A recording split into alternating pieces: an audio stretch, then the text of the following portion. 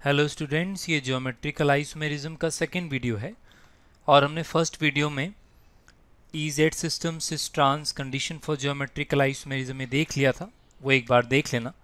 Geometrical isomerism की theory में आगे बढ़ें तो नेक्स्ट है ज्योमेट्रिकल आइसोमेरिज्म इन साइक्लोएल्केन्स, क्योंकि हमने कंडीशंस में ये बोला था कि restricted rotation between two atoms, और रेस्ट्रिक्टेड रोटेशन मल्टीपल बॉन्ड से भी आता था और रिंग से भी आता था। तभी ये डिसाइड हो गया था कि दो टाइप के कंपाउंड में हम जीआई स्टडी करेंगे, मल्टीपल बॉन्ड वाले और रिंग वाले में।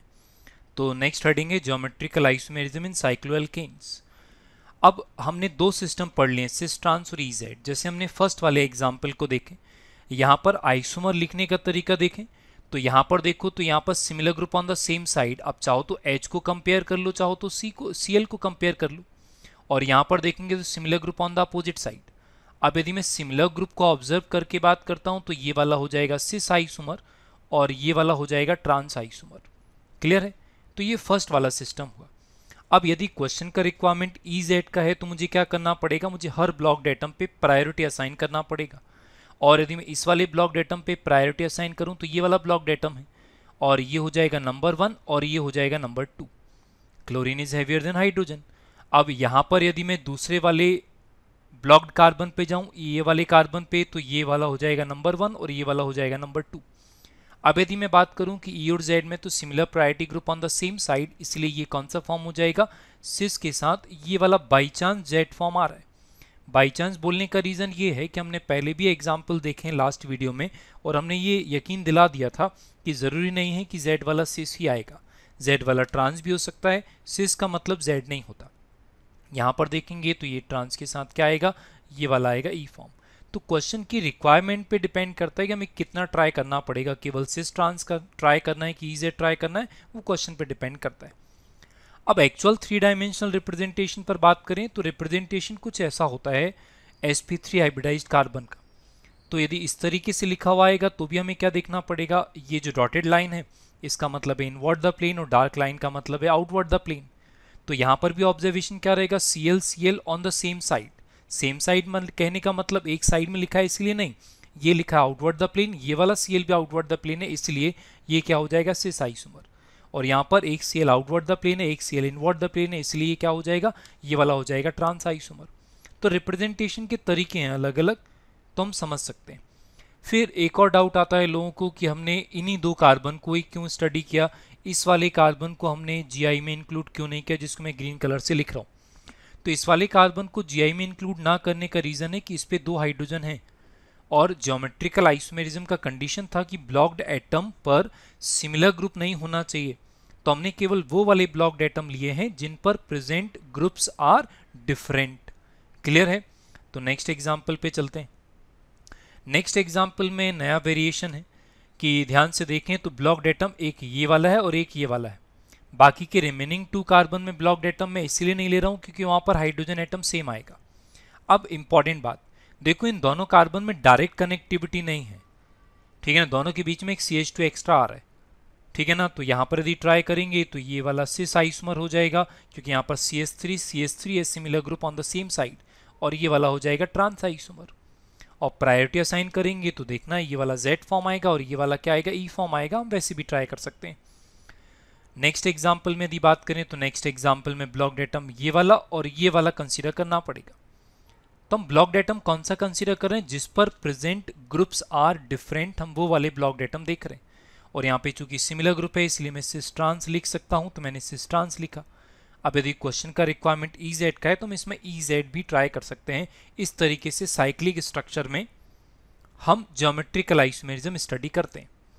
और यदि थ्योरी को आगे बढ़ाऊं तो जरा नेक्स्ट आते हैं ज्योमेट्रिकल आइसोमेरिज्म इन साइक्लोअल्कीन्स। इस बार रिंग के साथ में एक डबल बॉन्ड भी रहेगा। अब इसमें यदि बात करें तो सबसे पहली जरूरी बात, टू लिखा हुआ है to show geometrical isomerism from the double bond of the ring, मतलब द डबल बॉन्ड जो रिंग के अंदर है वहां से जीआई स्टडी करना चाहते हो आप, तो कंडीशन क्या है, the ring must contain at least 8 members. At least 8 members होना जरूरी है। तो एक काम करते हैं, पहले इसी लाइन को समझ लेते हैं। सपोज मैंने एग्जाम्पल ये लिखा होता, अब यहाँ पर देखें तो यहाँ पर क्या ये वाला कंपाउंड जीआई शो करेगा, तो देखो क्वेश्चन करने का सही तरीका तो ये है कि ये वाला compound can not show GI, मैं डायरेक्ट लिख दूं कंडीशन रिकॉल करके कि भाई यहाँ पर 6 मेंबर हैं रिंग में, इसलिए जीआई शो नहीं करेगा। अब यदि मैं इस बात पर डिस्कशन करूं कि जीआई शो क्यों नहीं करेगा, तो इसलिए जीआई शो नहीं करेगा क्योंकि इसका जो ट्रांसफॉर्म है ना, transform is not possible, not possible, इसका ट्रांसफॉर्म पॉसिबल नहीं है। अब यदि तुम बोलोगे नहीं हम ट्रांसफॉर्म लिख सकते हैं, तो 1 मिनट रुको, मैं वैसे लिख के बता देता हूँ। ट्रांसफॉर्म लिखने के लिए मुझे क्या करना पड़ेगा, सिमिलर ग्रुप को अपोजिट साइड लिखना पड़ेगा। तो एक Cl को इस साइड, और क्या मैं एक Cl को इस साइड लिख सकता हूँ? ये पॉसिबल नहीं है, ये नॉट पॉसिबल। नॉट पॉसिबल होने का रीजन ये ज्योमेट्रिकली फेवरेबल नहीं है। क्यों? क्योंकि इस वाले कार्बन पर बॉन्ड एंगल मस्ट बी 120, वो भी एक नहीं, दो नहीं, तीनों एंगल 120 होना चाहिए। अच्छा, एक और फिर डाउट आता है, क्या मैं Cl को invert the plane outward the plane लिख सकता हूँ? तो नहीं लिख सकता। क्यों? इसका हाइब्रिडाइजेशन इज sp2, और sp2 हाइब्रिडाइज्ड कार्बन कैसा होता है? Trigonal planar. ट्राइगोनल प्लेनर होने का मतलब मुझे ऑन द प्लेन ही वैलेंसीज को लिखना पड़ेगा, इसलिए मैं invert the plane outward the plane नहीं लिख सकता। और जब तक आइसोमर एग्जिस्ट नहीं करेगा, कंपाउंड आइसोमेरिज्म शो नहीं कर सकता। इसलिए फर्स्ट लाइन ये लिखा हुआ है कि कम से कम 8 मेंबर्स का होना जरूरी है रिंग में। क्लियर है? तो यदि 8 मेंबर रहेगा तो क्या हो जाएगा? तो जरा एक काम करते हैं, 8 मेंबर वाला एग्जाम्पल ही लिख के बात कर लेते हैं। 8 मेंबर वाला यदि एग्जाम्पल लिखूं, तो मैंने एग्जाम्पल लिखा ये। अब यदि इसमें मैं बात करूं तो क्या ये जीआई शो करेगा? तो कंडीशन के अकॉर्डिंग तो ये जीआई शो करना चाहिए, क्योंकि कंडीशन में तो यही लिखा था। तो यहां पर मैं क्या लिख दूंगा, ये वाला compound can show geometrical isomerism. सही तरीका तो यही है। अब क्या यहाँ पे ट्रांस आइसोमर पॉसिबल है? तो देखो यहाँ पर ये H और ये H on the same side, तो इसको मैं क्या बोलूंगा, सिस आइसोमर। अब यदि मैं इसी के लिए एक और स्ट्रक्चर ड्रॉ करता हूं, ये वाला, अब जरा ध्यान से देखो, यहां पर ये रिंग ट्विस्ट हो गया है। ट्विस्ट होने का मतलब ये जो रेड कलर से कार्बन लिखे ना, वो ऐसे लिखे हुए हैं। देखो ये वाला और ये वाला ऐसा है, और ये इंटरसेक्शन पॉइंट नहीं है। देखो यहाँ पे थोड़ा गैप है, 3 डायमेंशनल है। अब यहाँ पर जब मैं H लिखूंगा ना, तो यहाँ पर एक H इधर आएगा और एक H इधर आएगा, और इसको देखकर तुम क्या बोलोगे, ये ट्रांस आइसोमर है। तो अब ट्विस्टिंग कहाँ से स्टार्ट होगा, ये हम ऑन द स्पॉट ट्राई नहीं करेंगे, हम कंडीशन याद रखेंगे। और कंडीशन ये है कि कम से कम 8 मेंबर्स यदि रिंग में है तो ट्विस्टिंग हो सकता है, ट्रांसफॉर्म बन सकता है, नहीं तो ट्रांसफॉर्म नहीं बनेगा। क्लियर है? First line, first condition. तो ये फर्स्ट कंडीशन था कि रिंग के डबल बॉन्ड से जीआई होने के लिए कम से कम 8 मेंबर का होना जरूरी, याद रखना पड़ेगा। सेकेंड लाइन क्या लिखा हुआ है, ये साइक्लोएल्केन में भी काम आएगा। देखो सेकेंड लाइन लिखा हुआ है व्हेन 2 ग्रुप्स आर प्रेजेंट। अब वो ग्रुप सेम भी हो सकते हैं, वो डिफरेंट भी हो सकते हैं, भी एग्जाम्पल में देख लेना। लेकिन कहां पर रहे, at different carbon atoms other than double bond, then any ring can show GI. Clear है? कहने का मतलब अब जरा इन एग्जाम्पल्स को देखना। जैसे मैं फर्स्ट वाले एग्जाम्पल में बात करूं, क्या ये वाला ring can show GI? 2 groups हैं, यस, 2 ग्रुप सेम और डिफरेंट फर्क नहीं पड़ता। डिफरेंट कार्बन एटम पर है, हाँ। अदर देन डबल बॉन्ड है, हाँ। तो any ring can show GI. हम ऐसा साइक्लोएल्केन में भी यूज करेंगे अब डायरेक्टली इसको पढ़ने के बाद। फिर भी यदि इससे रिलेटेड मैं एग्जाम्पल्स लिखना स्टार्ट करूं, तो जैसे सपोज मैंने एग्जाम्पल लिखा ये, और क्वेश्चन है कि क्या ये वाला कंपाउंड कैन शो जीआई, तो हमें कंडीशन यूज करना पड़ेगा, हमें चेक करना पड़ेगा। तो एक एक करके बात करते हैं। यहाँ पर डबल बॉन्ड पर आएंगे, तो क्या ये वाला कंपाउंड डबल बॉन्ड से जीआई शो करेगा? तो नहीं, ये वाला compound can not show geometrical isomerism. लेकिन कहाँ से? From double bond. Double bond से ये जीआई शो नहीं करेगा, ये तो कंफर्म है। तो फिर हमें डबल बॉन्ड के अलावा other than double bond ring भी चेक करना पड़ेगा। तो other than double bond check करो, क्या 2 ग्रुप्स हैं? Yes, 2 groups are present. क्या डिफरेंट कार्बन एटम्स पर हैं? यस, डिफरेंट कार्बन एटम पर हैं। क्या अदर देन डबल बॉन्ड है? Yes, other than double bond है। इसका मतलब ये वाला कंपाउंड कैन शो जीआई। और कहां से जीआई शो करेगा? यहां से शो करेगा। डबल बॉन्ड से तो मना कर रखा है, डबल बॉन्ड से जीआई शो नहीं होगा इसमें। अब तुम यदि बोलोगे नहीं जीआई कैसे शो करेगा, तो ये स्ट्रक्चर देख लो, इस तरीके से जीआई स्टडी करा जाएगा इसमें। भाई इस वाले कार्बन पे डबल बॉन्ड से तो शो कर ही नहीं रहा। इस वाले कार्बन पर यदि हम आते हैं तो हमें क्या देखना पड़ेगा? Similar group on the same side. कैसे मालूम चल रहा है? आउटवर्ड द प्लेन है, या दोनों एज देखोगे तो इनवर्ड द प्लेन देखोगे, तो इसको मुझे क्या बोलना पड़ेगा? Cis isomer. और इसको मुझे क्या बोलना पड़ेगा? Trans isomer. क्यों? क्योंकि एक Cl इनवर्ड द प्लेन है और एक Cl कैसा? आउटवर्ड द प्लेन है। इस तरीके से हम क्वेश्चन ट्राई करते हैं। कंडीशन को यूज़ करते हैं। तो यदि हम कंडीशन याद रखेंगे तो हम क्वेश्चन बहुत आसानी से बना सकते हैं। क्लियर? तो हमें कंडीशन याद रखना पड़ेगा। और यदि ये लगे कि रिंग में कोई रिंग वाला कंपाउंड कैसे जीआई शो करता है तो ये तरीका याद रखना, invert the plane outward the plane लिखना पड़ेगा। तो फिर और एग्जाम्पल्स में ट्राई करते हैं। नेक्स्ट एग्जाम्पल में चलते हैं। ये वाला कंपाउंड, फर्स्ट वाला कंपाउंड, क्या ये वाला कंपाउंड जीआई शो करेगा? तो मैं बोल रहा हूँ no geometrical isomerism from double bond, क्योंकि मेंबर्स 6 हैं रिंग के। अब टोटल कार्बन देखोगे तो 8 आ रहा है, मैंने मेंबर्स बोले हैं, मेंबर्स तो 6 ही आ रहे हैं ना, तो डबल बॉन्ड से तो जीआई नहीं होगा। सेकेंड कंडीशन देखते हैं, क्या 2 ग्रुप हैं? बिल्कुल 2 ग्रुप हैं, तो क्या जीआई शो करेगा? नहीं, रुको, अभी 2 ग्रुप हैं, सेम और डिफरेंट। क्या अलग अलग कार्बन पर हैं? नहीं, एक ही कार्बन पर हैं। इसका मतलब ये वाला compound can not show GI. Clear है? कंडीशन चाहे कैसे चेक करना है, तो सेकंड वाले को चेक कर लेते हैं। डबल बॉन्ड से तो शो नहीं करेगा, ये कंफर्म है। क्यों? क्योंकि 8 मेंबर्स नहीं है अदर देन डबल बॉन्ड। तो ये याद रखना, हमें साइक्लोएल्कीन में 2 चीजें चेक करना है, डबल बॉन्ड भी चेक करना, other than double bond ring भी चेक करना पड़ेगा। तो क्या 2 ग्रुप्स हैं? यस। सेम और डिफरेंट फर्क नहीं पड़ता। क्या अलग अलग कार्बन पर हैं? Yes. Other than double bond है? यस। तो ये वाला कंपाउंड कैन शो जीआई। इस तरीके से ट्राई करेंगे। नेक्स्ट आ जाते हैं। डबल बॉन्ड से तो ये शो नहीं करेगा क्योंकि 8 मेंबर्स नहीं है। क्या 2 ग्रुप्स हैं? यस, 2 ग्रुप्स हैं। अलग अलग कार्बन पर हैं? अलग अलग कार्बन पर हैं, तो क्या कैन शो जीआई? नहीं, पूरा लाइन पढ़ो। अदर देन डबल बॉन्ड है? क्या? नहीं, अदर देन डबल बॉन्ड नहीं है। इसका मतलब ये वाला कंपाउंड भी ज्योमेट्रिकल आइसोमेरिज्म शो नहीं करेगा। तो लाइन में हर पार्ट का इंपॉर्टेंस है, हमें हर पार्ट यूज करना पड़ेगा। कैसे यूज करना पड़ेगा? 2 ग्रुप्स अलग से यूज करो, other than different carbon atoms अलग से यूज करो, अदर देन डबल बॉन्ड अलग से यूज करो, तब जाकर रिजल्ट बनेगा कि कौन सा कंपाउंड जीआई शो करेगा कि नहीं करेगा। क्लियर है? फिर बुक्स में थोड़े एक्सट्रीम एग्जांपल्स पे चलते हैं, और एक्सट्रीम एग्जांपल्स में चलें तो एक्सट्रीम एग्जांपल्स में EZ लिखने के लिए आता है। जैसे मैं इस कंपाउंड के लिए EZ डिसाइड करूं, तो सबसे पहले मैं डिसाइड कर लूं कि कहाँ से ज्योमेट्रिकल आइसोमेरिज्म होगा, कहाँ से नहीं होगा। तो इस वाले डबल बॉन्ड से ये कंफर्म है जीआई नहीं होगा, नहीं होगा जीआई, क्योंकि 8 मेंबर्स नहीं है। यहाँ से जीआई होगा नहीं।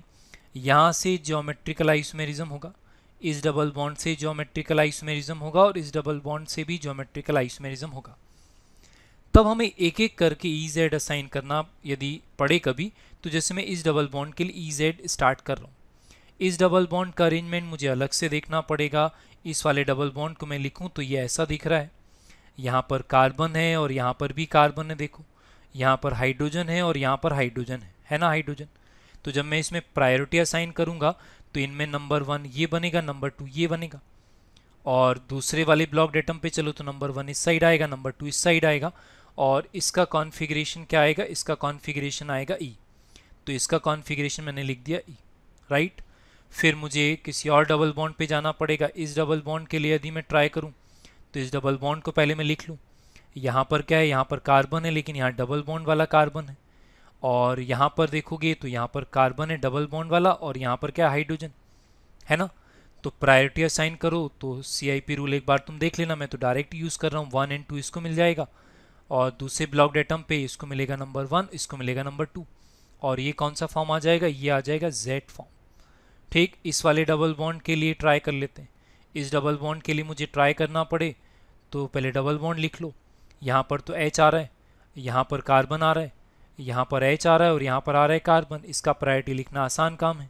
यहाँ पे नंबर 1, ये नंबर 2 हो गया, और दूसरे वाले ब्लॉक डेटम पे चलो तो ये नंबर 1 और ये नंबर 2 हो गया, और ये कौन सा आ रहा है? ये वाला आ रहा है E फॉर्म।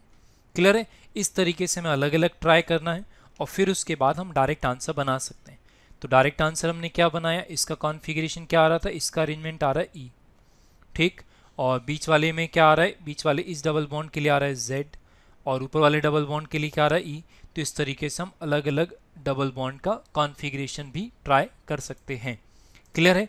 तो इस तरीके से हम EZ किसी भी स्ट्रक्चर में लिख सकते हैं, डबल बॉन्ड वाले कंपाउंड में भी लिख सकते हैं, हम चाहें तो साइक्लोएल्कीन में लिख सकते हैं, हम चाहें तो साइक्लोएल्कीन में भी लिख सकते हैं। ठीक है ना। तो ज्योमेट्रिकल आइसोमेरिज्म में और आगे बढ़ते हैं, नए नए वेरिएशन स्टडी करें। तो नेक्स्ट वेरिएशन लेकर आ रहे हैं हम, geometrical isomerism in C double bond N। अब सी डबल बॉन्ड एन में यदि हम बात करें तो पहला इंपॉर्टेंट टास्क की कंडीशन क्या ये वाले कंपाउंड जीआई शो करेंगे। तो जीआई शो होने के लिए दो कंडीशंस हैं। पहला कि ब्लॉक्ड रोटेशन होना चाहिए, तो मल्टीपल बॉन्ड है ब्लॉक्ड रोटेशन, और जो ब्लॉक्ड एटम्स हैं उन पे present groups must be different, तो चेक कर लेते हैं। इस टाइप का यदि डिज़ाइन है तो इस कार्बन पे जो भी प्रेजेंट है वो डिफरेंट है, और इस एन पे एक ही है तो जो भी प्रेजेंट रहेगा वो डिफरेंट ही रहेगा, मतलब हाँ ये वाला कंपाउंड कैन शो जीआई। तो हम इसमें एक बार ज्योमेट्रिकल आइसोमेरिज्म स्टडी करते हैं। पहले मैं बता दूं कि किस टाइप के कंपाउंड होते हैं जो इस तरीके से लिखे हुए हैं, ये कार्बोनाइल कंपाउंड के केसेस में होते हैं। जब NH2Z टाइप का कोई कंपाउंड, ये क्या है, एल्डिहाइड या कीटोन। भाई कार्बोनाइल कंपाउंड दो टाइप का होता है, एल्डिहाइड रहेगा या तो कीटोन रहेगा। जब इस टाइप के कंपाउंड से रिएक्ट कराएंगे तो किसी मैकेनिज्म में ये H2 निकल जाता है, हम अभी मैकेनिज्म स्टडी नहीं कर रहे। और H2 यदि निकल जाएगा तो कार्बन का लिंक डायरेक्ट नाइट्रोजन से बन जाएगा और स्ट्रक्चर बनेगा ये, और हमें इसमें ज्योमेट्रिकल आइसोमेरिज्म स्टडी करना है। अब ये NH2Z में Z क्या है, ये कोई भी कंपाउंड हो सकता है, जैसे OH लिखा तो इस कंपाउंड को मैं बोलूँगा हाइड्रोक्सिलेमीन। NH2NH2 यदि बन गया तो ये हाइड्राजीन है, NH2NHPH बना तो फिनाइल हाइड्राजीन है, NH2R बना तो प्राइमरी अमीन है। हम अलग अलग टाइप के कंपाउंड में जीआई स्टडी कर सकते हैं। तो सपोज मैंने एक एग्जाम्पल लिया, और एग्जाम्पल मैंने ऑक्साइम का ले लूँगा, लेकिन मैं पहले बता दूं कि इस टाइप के कंपाउंड में क्या करते हैं। इस टाइप के कंपाउंड में फिक्स्ड ग्रुप्स आर ऑब्जर्व्ड, हमें फिक्स्ड ग्रुप ऑब्जर्व करने होते हैं, ठीक है ना। और फिक्स्ड ग्रुप ऑब्जर्व करने का मतलब, अभी एग्जाम्पल लिखेंगे तो एक बार फिक्स्ड ग्रुप देख लेंगे, ठीक है ना। फिक्स्ड ग्रुप यदि सेम साइड रहेगा या फिक्स्ड ग्रुप अपोजिट साइड रहेगा, हमें ये देखना होता है। और यदि फिक्स्ड ग्रुप सेम साइड रहेगा तो हम सिन बोलते हैं, और यदि फिक्स्ड ग्रुप अपोजिट साइड रहेगा तो हम क्या बोलते हैं, हम उसको एंटी फॉर्म बोलते हैं। एक काम करते हैं, एग्जाम्पल में इन्वॉल्व होते हैं, अभी समझ आ जाएगा। जैसे सपोज हमने लिखा इन ऑक्साइम्स, ऑक्साइम का मतलब जब मैं हाइड्रोक्सिल एमीन का रिएक्शन कराऊंगा तब जो कंपाउंड बनेगा दे आर ऑक्साइम्स, मतलब यहाँ पर क्या आएगा, यहाँ पर OH आएगा। तो ऑक्साइम्स में यदि स्टडी करूँ तो ऑक्साइम में दो टाइप के ऑक्साइम बनेंगे, एक एल्डिहाइड से बनने वाला और एक कीटोन से बनने वाला। तो सबसे पहले एल्डिहाइड ऑक्साइम्स की बात करें। एल्डिहाइड ऑक्साइम में फिक्स्ड ग्रुप हमें कैसे मालूम चलेगा, तो देखो यहाँ लिखा हुआ है H and OH are fixed group. अब तुम लोग ऐसा क्यों, तो ऐसा इसलिए क्योंकि ये जो H होगा ना, H में लिख ही देता हूँ, H due to aldehyde, due to aldehyde. भाई कार्बोनाइल कार्बन पे H रहेगा तभी तो हम उसको एल्डिहाइड बोलेंगे ना। और OH फिक्स क्यों है, OH फिक्स इसलिए है due to oxime, due to oxime. Oxime में Z का वैल्यू तो OH रहेगा ही रहेगा ना, ठीक, इसलिए ये दोनों फिक्स हैं। तो इनको कंपेयर करेंगे, और यदि ये सेम साइड रहेंगे तो सिन बोलेंगे, अपोजिट साइड रहेंगे तो एंटी बोलेंगे। तो जरा एक मिनट रुको, पहले कुछ ट्राई कर लेते हैं। सपोज मान लो मुझे लिखना पड़ा, एक ऑक्साइम बना लेता हूँ मैं, ऑक्साइम ऑफ एक एल्डिहाइड लिख लेता हूँ, CH3CHO लिखा, कार्बन पे group must be different. Oxime of CH3CHO is, तो ऑक्साइम बनाना सीखना पड़ेगा मुझे। तो NH2OH से रिएक्शन जब कराऊंगा तो ऑक्सीजन हट जाएगा और NOH आ जाएगा, ये ऑक्साइम बना। अब उसके दो अरेंजमेंट पॉसिबल है, मैंने ये लिखे हुए हैं। अब मुझे ऑब्जर्व किसको करना है, फिक्स्ड ग्रुप को। तो एल्डिहाइड में H फिक्स है और ऑक्साइम का OH फिक्स है, और बस हो गया काम। जब मैं H और OH को जो फिक्स्ड ग्रुप है उनको कंपेयर करूंगा तो इसको मुझे क्या बोलना पड़ेगा, ये सिन है, और इसको मुझे क्या बोलना पड़ेगा, ये एंटी फॉर्म है। अब यदि पूरा नाम लिखने की बारी आई तो देखो एसिटाल्डिहाइड का ऑक्साइम है, तो नाम लिखने का तरीका है कि मुझे एसिटाल्डिहाइड लिखना पड़ेगा, एसिटाल्डिहाइड, और लास्ट में इसके ऐड कर देते हैं क्या, ऑक्साइम। तो इसका ज्योमेट्रिकल नेम क्या हो जाएगा, सिन एसिटाल्डिहाइड ऑक्साइम। तो इसका नाम क्या हो जाएगा, एंटी एसिटाल्डिहाइड ऑक्साइम, इसका ज्योमेट्रिकल नेम हो जाएगा। इस तरीके से हम एल्डिहाइड ऑक्साइम में सिन और एंटी को यूज करते हैं, क्लियर है। अब लेकिन यदि मैं कीटोन ऑक्साइम की बात करूं तो कीटोन ऑक्साइम में कुछ कॉम्प्लिकेशंस आएंगे, और कैसे कॉम्प्लिकेशंस, तो एक काम करते हैं हम लिख कर देख लेते हैं। जैसे हमने कीटोन ऑक्साइम लिखा, ठीक। अब कीटोन ऑक्साइम में यदि मैं बात करूं तो कीटोन में R, कीटोन क्या होता है पहले बात करें तो यहाँ पर R1, यहाँ पे R2, और ऐसा लिख लेता हूँ ये। अब कीटोन में R1 और R' दोनों में से कोई भी ग्रुप फिक्स नहीं होता ना, मतलब only fixed group is, only fixed group is OH, केवल एक OH है जो फिक्स्ड ग्रुप है, ठीक है ना। अब यदि चलो मैं एक एग्जांपल ले लेता हूं, सपोज मैंने एक ऑक्साइम बनाया, oxime of ethyl methyl ketone, तो क्या कैसे बनेगा, मुझे ऑक्सीजन हटाना है और उसकी जगह पे क्या लिखना पड़ेगा, डबल बॉन्ड NOH, ये बन गया। उसके दो पॉसिबल अरेंजमेंट मैंने लिखे हुए हैं। अब लेकिन जब मैं कंपेयर करूंगा ना, तो कंपैरिजन के लिए मेरे पास केवल फिक्स्ड ग्रुप है OH, दूसरा फिक्स्ड ग्रुप तो है ही नहीं, तो मैं कंपेयर कैसे करूं। तो यहाँ पर प्रॉब्लम ये है कि यहाँ पर दो नेम पॉसिबल होंगे। यदि मैं OH को C2H5 से लिंक रिलेट कर देता हूँ तो मुझे क्या लगेगा, OH C2H5 के सेम साइड है, तो मुझे क्या लिखना पड़ेगा, मुझे लिखना पड़ेगा यहाँ पर सिन, सिन मतलब fixed group on the same side of ethyl, तो मुझे लिखना पड़ेगा सिन इथाइल। और बाकी का रिमेनिंग नेम, एक ग्रुप बचा है मिथाइल, फिर बचा है कीटोन, और लास्ट में क्या लगाना पड़ेगा, ऑक्साइन। ऑक्साइन, एक मिनट रुको, ऑक्साइन, ठीक। लेकिन मैं ऐसे भी लिख सकता हूं, मैं एंटी करके भी लिख सकता हूं। एंटी मतलब अपोजिट साइड रिलेट करूंगा तो मिथाइल से, तो वेज group on the opposite side of methyl, remaining name ethyl, ketone, ketone ऑक्साइन। इस तरीके से मुझे नाम लिखना पड़ेगा। इसीलिए कभी कीटोन में ये सब यूज होता नहीं, ठीक है ना, ये कभी आएगा नहीं। क्यों, क्योंकि यहाँ पर एक से ज़्यादा पॉसिबल नेम्स हैं, तो इस तरीके से हम यूज़ कर नहीं पाते। क्लियर है। तो हमें ध्यान रखना पड़ेगा कि कीटोन में दो तरीके से लिखा जा सकता है। वैसे तो आता नहीं, लेकिन यदि आ गया तो हमने सीख तो लिया है। क्लियर है।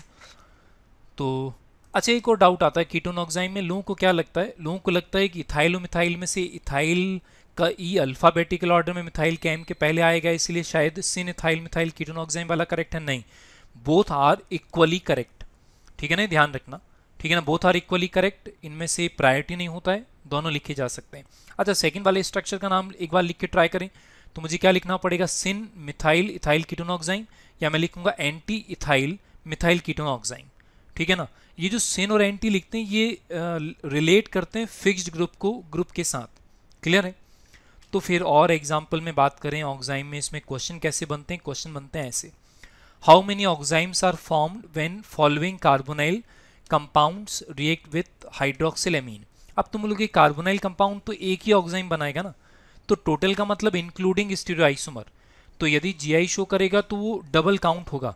जैसे यदि मैं SCHO की बात करूं तो मेरा आंसर है कि केवल एक ऑक्साइम बनेगा। ऐसा क्यों, क्योंकि जब मैं इसका ऑक्साइम बनाऊंगा ना, तो ये GI शो नहीं कर सकता। इसका ऑक्साइम कैसा बनेगा, इसका ऑक्साइम बनेगा ऐसा।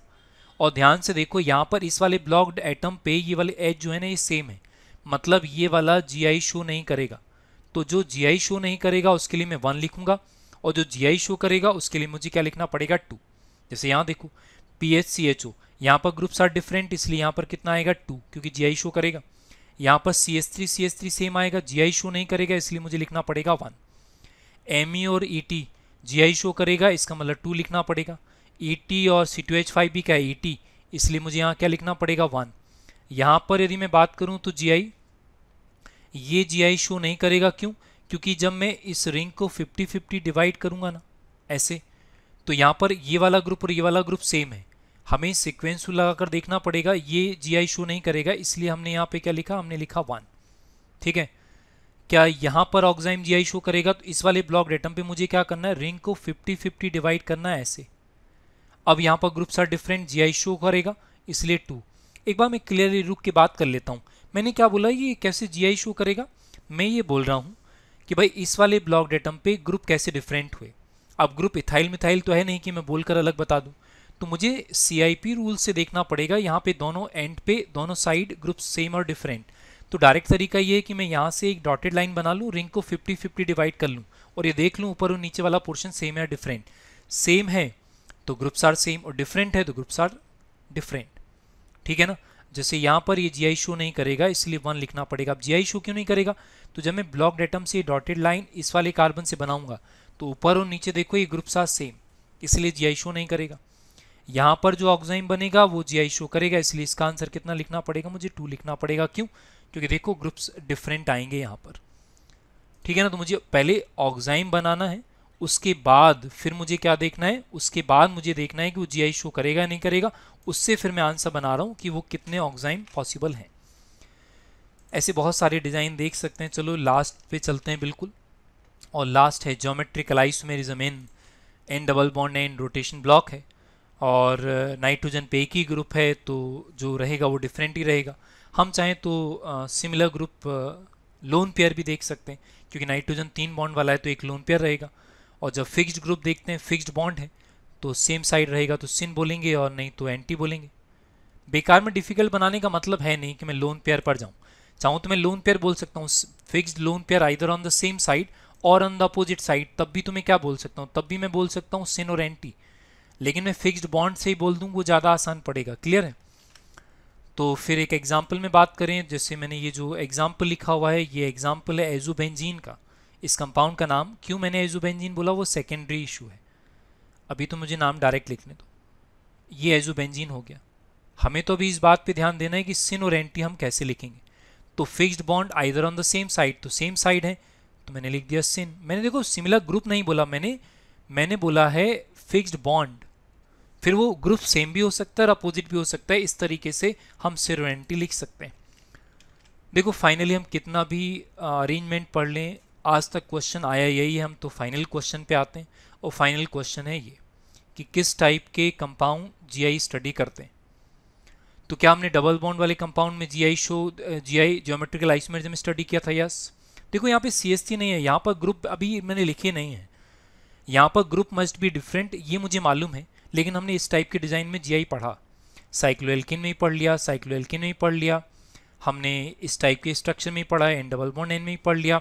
अब जरा सी डबल बॉन्ड ओ में बात करते हैं। क्या इस टाइप का कंपाउंड जीआई शो करेगा? नहीं कर सकता। रीजन जानते हो क्यों? इस ब्लॉक्ड एटम ऑक्सीजन पे सिमिलर लोन पेयर हैं, similar lone pair at oxygen. और कंडीशन ये कहता है कि ब्लॉक्ड एटम पे जो भी रहे वो कैसा रहे, डिफरेंट रहे। ये वाला जीआई शो करेगा। क्यों? यहाँ के ग्रुप तो मैं डिफरेंट लिख लूंगा, इस ऑक्सीजन पे भी देखो ग्रुप डिफरेंट ही आएंगे, सिमिलर लोन पेयर अब नहीं है। ये प्रोटोनेटेड कार्बोनाइल कंपाउंड कहलाता है। एच वाला कभी जीआई शो नहीं करेगा। रीजन इसका हाइब्रिडाइजेशन इज एसपी। एसपी का मतलब ये वाला बॉन्ड एंगल ऑलवेज 180। 180 का मतलब है लीनियर। लीनियर का मतलब you can not rearrange it's valency in the space, और द स्पेस में वैलेंसी रीअरेंज नहीं होगा, चेंज नहीं होगा, तो स्टीरियो आइसोमेरिज्म होगा कैसे? इसलिए ट्रिपल बॉन्ड वाला ज्योमेट्रिकल आइसोमेरिज्म शो नहीं करता है।